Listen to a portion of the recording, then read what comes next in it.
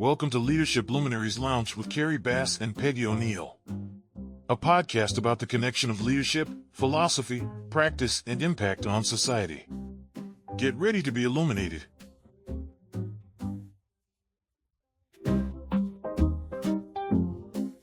Welcome back to another episode of Leadership Luminaries Lounge. And we're continuing a conversation that we're having on branding. Peggy, you want to reintroduce our guest again? Yes, we're so excited. She's from Austria, so we're excited to have an international speaker with us today. And so welcome, Brigitte Bojkowszky.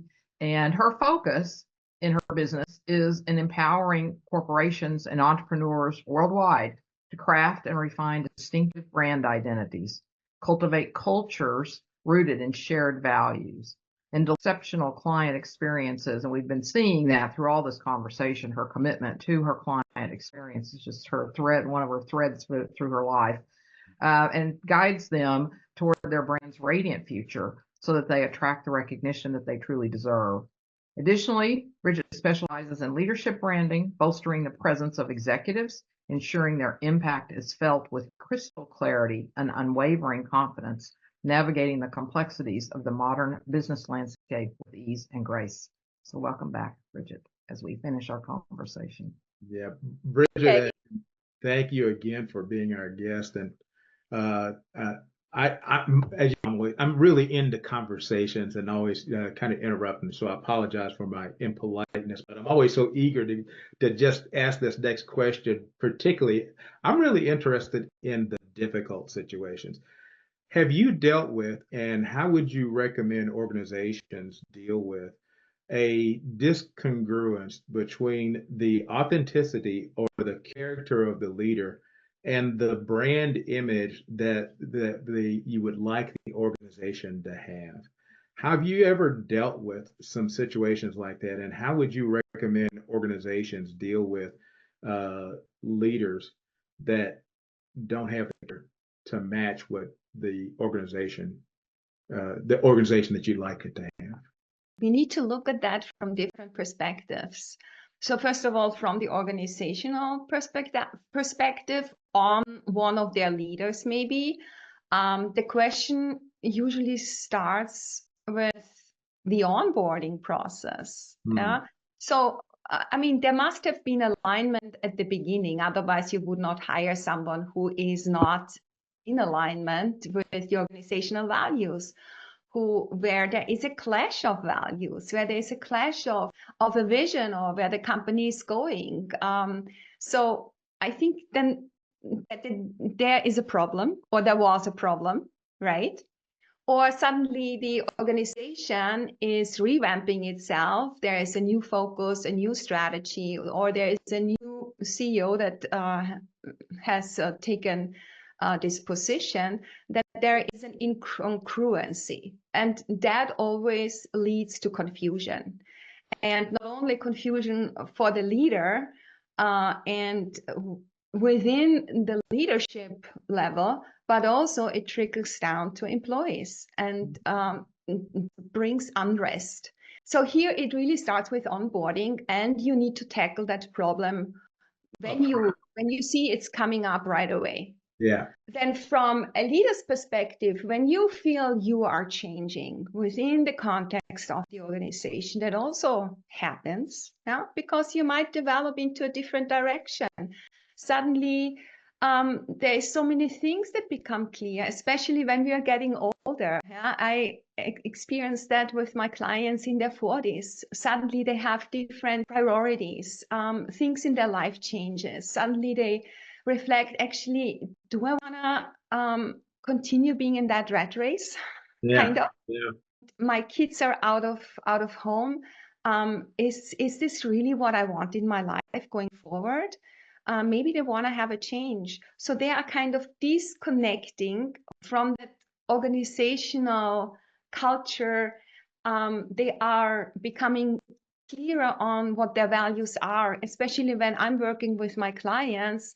The first thing is, what is your vision? What is your mission? And what are your underlying values, live and breathe? And for leaders, is there an alignment within the organizational context? And then they start thinking, actually not anymore. So do I want to conform again? That means, sacrificing some of your values or of who you truly are.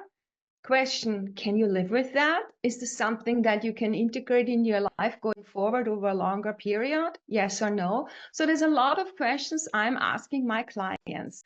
And then it becomes obvious. And then a process starts. Do I want to remember? And what are my alternatives? So it's really about going deep of who I am as a person. Yeah. There's only so much influence you have as a leader, and it needs to be in the organizational cultural context. Mm-hmm. Yeah. So yeah, I mean, there's two sides. Yeah, that's from the organization, what we as an organization want to achieve, and the leadership style that we want to embrace together. And then there is the individual leader who is in line with that or is questioning that. And then, you have to figure out for yourself where you want to go. But this is very situational, very personal, very subjective. So it's each individual is different. One of the things in the practice area that I have is around strategy implementation, but that begins with that idea, and I learned that from one of my mentors and professors back in business school, was that if you're going to have major change, you need to start with facing reality. And sometimes that reality is that the leadership's character and vision is not in line with the organization, and you have to deal with that right up front. Am I the right leader for this organization, or is this organization right for me from where I am as an individual? Exactly. And it may not be bad things about it. There's I'm not necessarily talking about people that have a very profit-centered motive. There's nothing wrong with that if that's who you are and that's what you want in your point in life. But if you're into an organization that's real mission-driven and they're not necessarily focused on financial operations and financial gain, then that you really need to decide: am I the right person? Obviously, I guess to be on top of this organization, or will we hurt each other by trying to force the fit? So. I mean, what really is important is to balance the concerns for your people, to motivate your people with the needs also to move the organization forward towards success. So this is what you need to do. And very often you need to sacrifice some profit making, to bring that in line with being a leader who leads in a very human way. Yeah. But one does not exclude the other. Yeah. So both is possible and both can be lived. It's just a question, because short-term making profit, here we have very often coming the ugly or the bad leadership, because it's competitive. It's, there is this tension in the air. It's toxic, but it gets us the numbers. But this is nothing that is sustainable. Yes. Yeah? You want people who love to come to the company, who go the extra mile. And I've worked for who really understood how to lead and to get people to buy into your vision and want to be the best every day. And they go the extra mile. And that's how you become successful, because an organization only is successful with the people behind. The people that carry that organization, the people that make that organization successful. So it's about personal brands, that shine within the organization, so that to the outside world, the organization can shine, have a stance, know what it is here for, differentiates from from all the others, yeah, and makes their clients feel, wow, this is a great organization, this is a great company, this is a great brand. I purchased the brand because I feel good when I purchase that brand, because they have a story to tell, because they do this and that, because they engage in corporate social responsibility. Whatever it is, I feel good using it. Yeah, I'm glad you brought up that last part, because I had a question forming, which was because when I think about branding, partly because of my own marketing, my own business, and so on, that there's a lot of it or deep attention on what does your client want, what is your client looking for, and so how does that come into leadership branding and personal branding? Because we've been talking about reflection and what's an integrity with me and my values and so on. And then how does that ever come in with the personal and leadership branding to look at, and then what does society want, or what does the organization that I'm in want, or where does that come in? Yeah, so there needs to be unity and alignment of the corporate identity with leadership, with the company culture, with each individual person as an identity. Yeah, corporate identity is a brand. Yeah, that shows something, that creates a certain perception in the market. Yeah, you stand for something. You're creating products, services, experiences, whatever that is. Yeah, and the brand always conveys meaning. What do we stand for? What do we excel in? What is your uniqueness? What are our products about? And what do your products do with you? Why are you purchasing our products? And so, of course, we need to have the customer on the radar. It's very oriented, yeah. But we approach this whole concept of branding from two sides: from you, what you can provide in your excellence, in your best possible version as an organization, as a brand, what you stand for, your unique, what you what you excel, why you are relevant, what is it that you stand out with. And then your customer, yeah, what does the customer want? Very often when you are innovation, they even don't know, but it's about how you reduce their pain. What is their overall desire? And our product helps them to become to achieve that desired stage. I'm sorry to interrupt, but what I'm wondering is it like what's your brand, and then who are the customers that go with it? Or does the conversation also turn in, how do we also need to create the brand that matches the customer you want? Do you see what I'm saying? How does that? Yeah, you're going from both sides, yeah, but still, you always start, what can we deliver? I mean, if there is a client who has a certain desire, but you're not in that space, don't have the resources to create a product or a service that meets or exceeds their expectations and makes them feel special or something about, if you cannot deliver, then it's nice that there is the customer out there, but you also have to look at what can you deliver and in what way. Yeah. And then you align also the way of how to get there. Yeah. So you have a vision, you have a mission, and then you have the values. And the values are really important because they shape an identity. Yeah. Because you're doing it in a certain way. Yeah. For example, your values are integrity, empathy.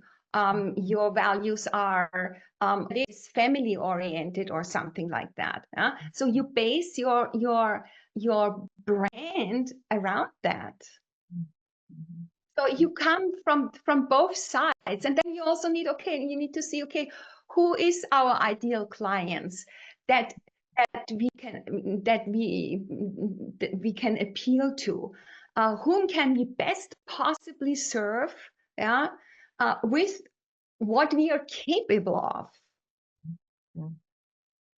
You know, it's that which comes first, the chicken or the egg, and it sounds like you have to say we're having a fried chicken biscuit with eggs. So You have to approach Yeah. it with both sides.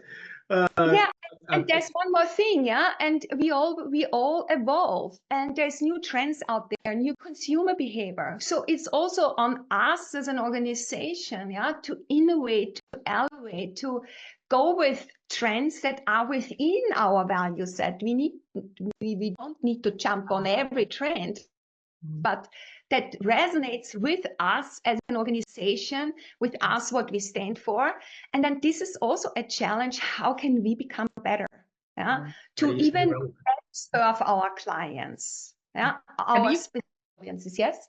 You have a practice or exercise. So like you said, the person is always becoming. And so to continue and evolving, so to continue to return to the branding and the organization, the same sort of thing. Do you have a practice? Like, do you tell people to check in once a year, once a month, how is there a certain system that you found that's useful for people to use to help them pause and say, okay, is this still in alignment? I mean, I recommend to pause yearly, especially when you are in a rite of passage, when you are changing or where there's a decision going on, or check in if you're not feeling that well. What is going on right now? Yeah, go into stillness, into calmness, and then start journaling and figuring out what is going on, reflecting of what is the problem or the challenge, or what is the learning here.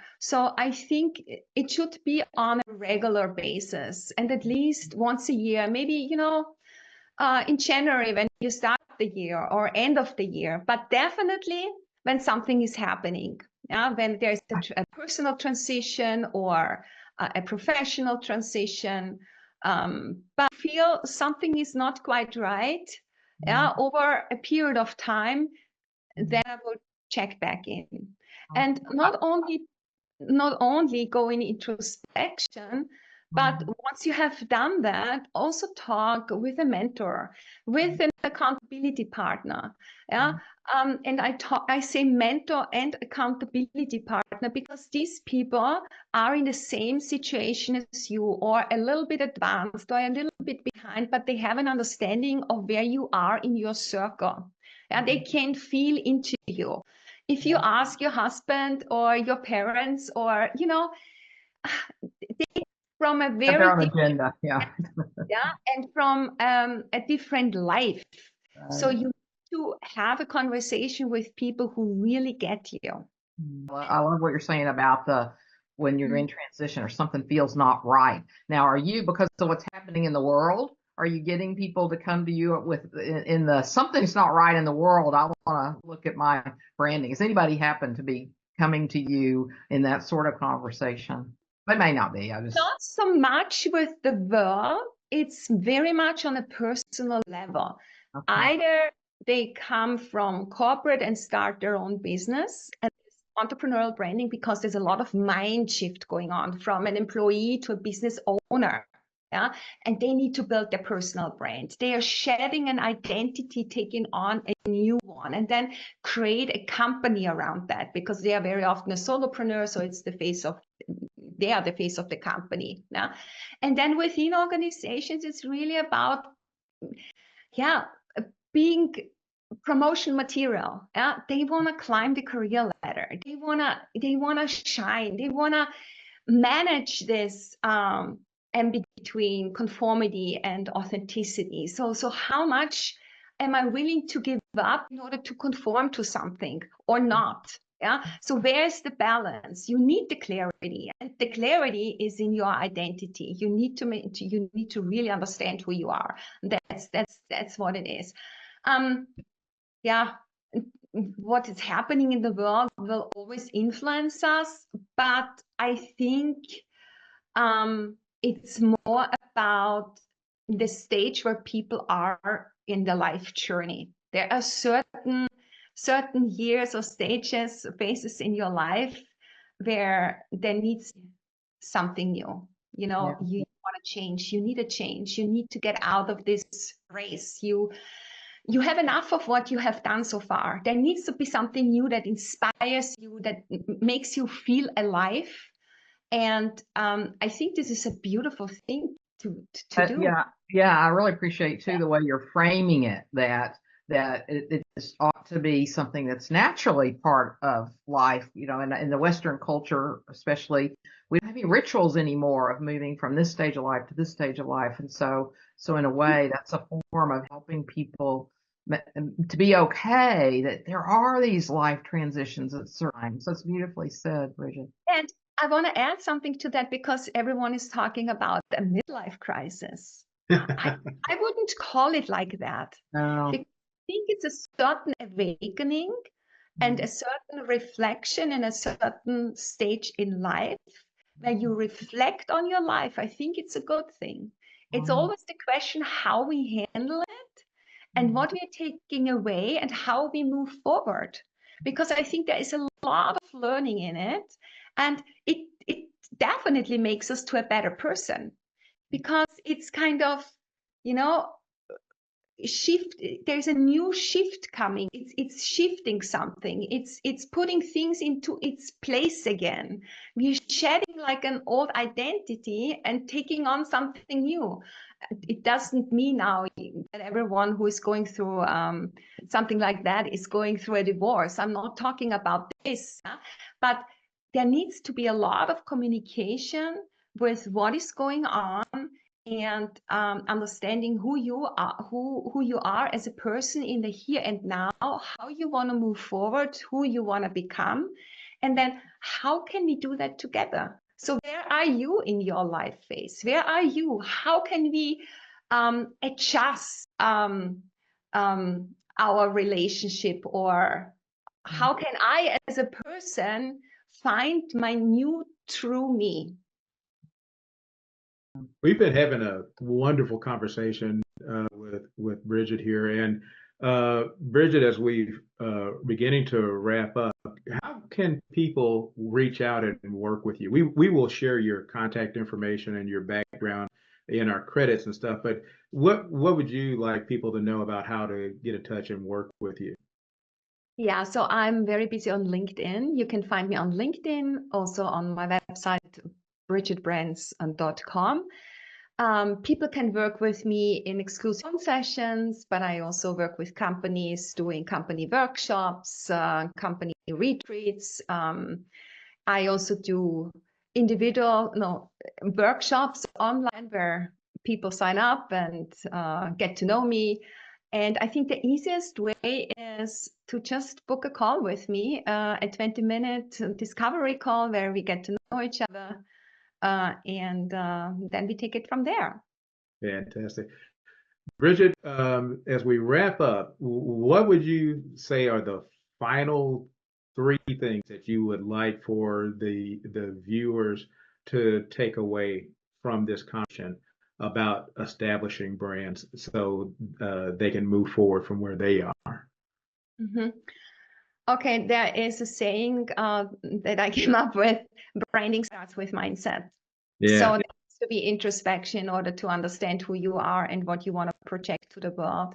And you need to have an amount of passion and integrity. I think the two paired is a good way to move forward.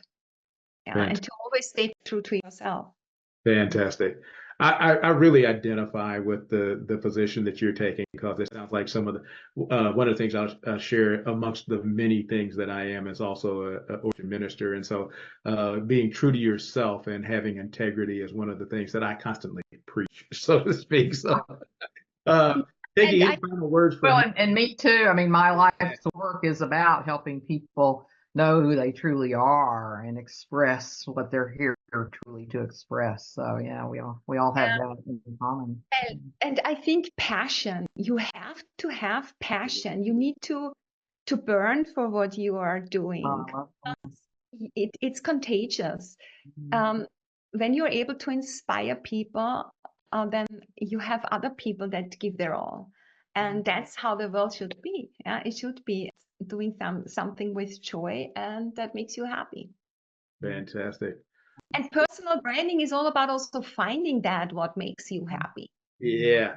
And people feel free. Somebody has seen them and helped them express it and make it okay, and in fact fan the flames. So that great. Well, we've come to another end of another conversation with Dr. Brigitte Bojkowszky. Hopefully I got closer this time. I feel like I garbled it again. So, but anyway, Bridgitte Brands, CEO of Bridgitte Brands, and we'll get your contact information from on our credits and be able to get with her. Sounds like that she has a lot of great information on making sure that you're clear about who you are, so you can be clear about who you want your organization to be. And so until we talk again, let your leadership light shine. Thank you. Thank you for having me. In the leadership, the Luminaries Lounge, we sit and chat with Peggy and Kerry, where wisdom's at.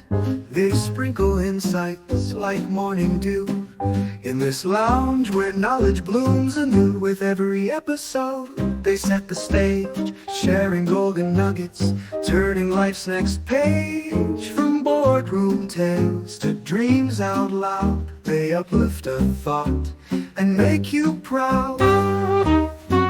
Oh, swing and sway with Peggy and Kerry in the lounge where visions are merry. Take a seat, let your worries retreat in the Luminaries Lounge where leaders meet.